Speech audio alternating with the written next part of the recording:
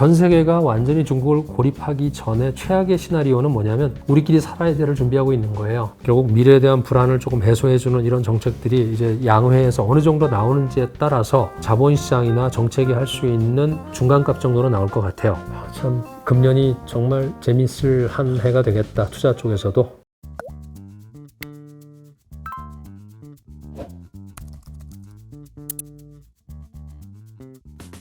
코로나 이후로 미국이 중국을 디커플링 하려고 했었잖아요. 쉬운 말로는 그냥 왕따시키려고 했는데 중국이 전 세계를 지금 왕따시키고 있는 것 같다는 생각도 좀 들어요. 내부적으로 공급망이 완벽하게 그냥 갖춰져 버렸다는 생각도 좀 들고요. 그렇죠. 그리고 이제 그 공급망이 옛날에는 이제 중저가 공급망이었는데 그렇죠. 요 몇 년 사이에 그래서 이제 땡큐 트럼프라고 하는 게 트럼프 덕분에 이 위에 이제 고급 공급망까지도 훨씬 더 이제 가속을 한 거죠.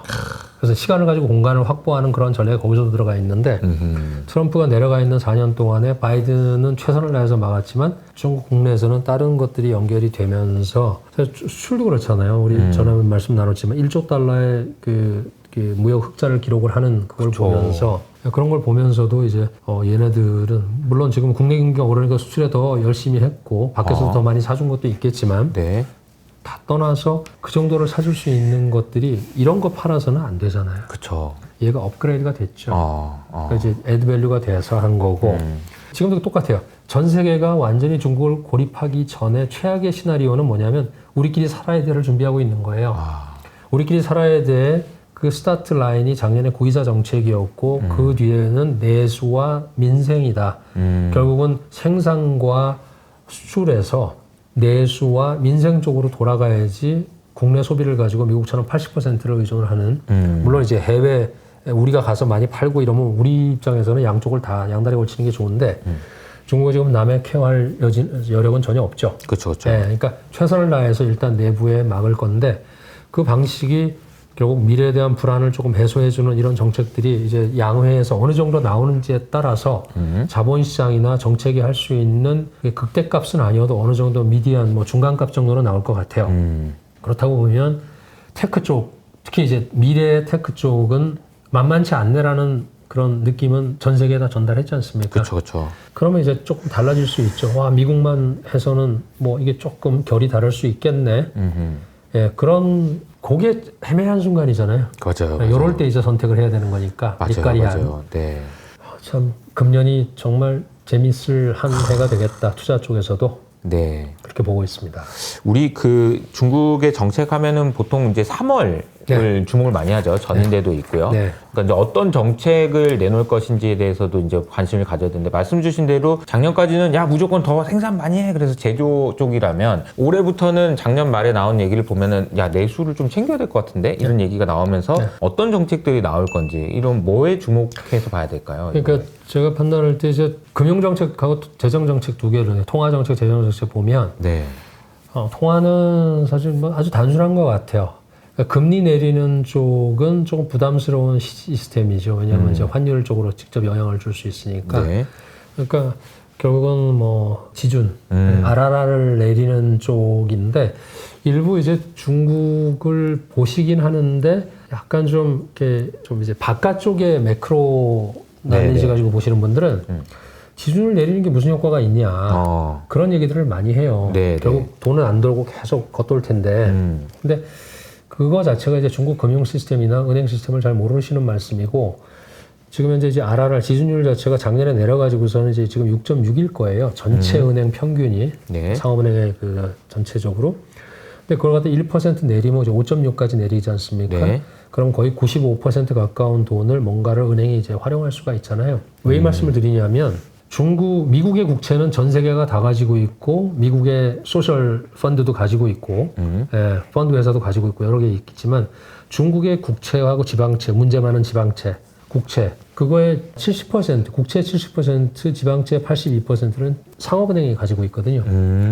그 얘기는 뭐냐면 지준을 내려주면은 그만큼 국채와 지방채를 사줄 주체 90% 평균적으로 80에서 70%를 가지고 있는 주체인 상업은행이 더 살 수 있는 거예요. 그러면 국채나 지방채를 사면 뭘 하겠습니까? 옛날 같으면은 터널 뚫고 다리 놓고 이랬잖아요.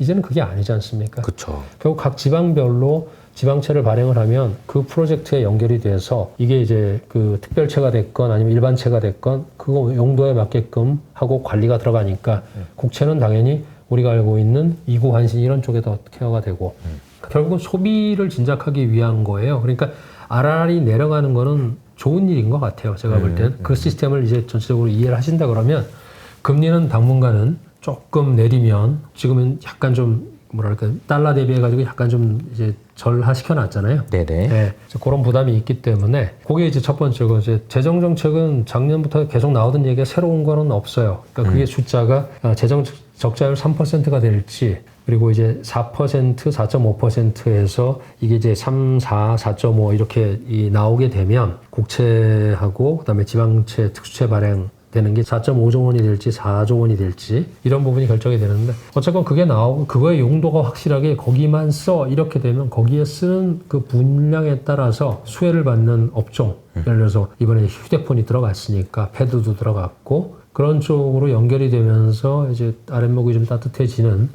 그런 효과가 있을 수 있고 두 번째는 농민이 6억이고 그 중에서 이제 농민공이 3억이라는 말씀 많이 들으시잖아요. 네. 그 사람들의 사회보장제도하고 일선도시나 대도시의 사회보장은 거의 14배, 15배 차이 나거든요. 그래서 그런 어떤 농민공들의 노후보장, 농민공들의 노후보장 이런 부분에 대한 불안감을 없애주면 이게 왜 중요하냐 하면 일선 도시에서의 소비는 결국은 어떤 급여라든가 소득이 확실히 이제 보이는 사람들 이런 사람들이 소비를 하게 되는데 농민공들이 왜 중요하냐면 신형 도시화라는 거를 하려 그러면 중국의 4선 도시, 5선 도시 쪽으로 이 농민들이 돈을 벌어서 4, 5선 도시로 가서 클러스터를 형성을 하고 거기서 도시화를 이루어야 되거든요. 네네네. 중국에 이제 들으셨겠지만 도시화율이 66%는 이거는 그냥 상주 인구의 그 도시화율인 거고 실제로 이제 호적 인구의 도시화율은 48%밖에 안 돼요.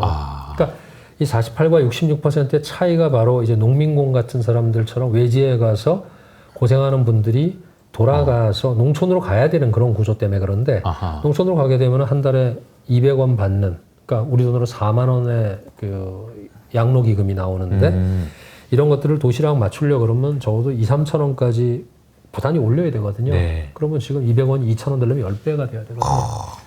그거는 이제 신형 도시화를 통해서 그런 구조를 만들면 이게 도시화율도 올라가지만 도시화율 올라가는 이꼬르 개발이고 개발 이꼬르 소비 쪽으로 가기 때문에 그런 그림 자체는 이미 뭐 중국에서는 몇 년 전부터 그리고 있고 이게 계속 지금 국가에서 돈이 들어가는 나올 구멍이 생기면 그렇게 만들어가고 있기 때문에 그게 또 지방정부에서 할 일이고요.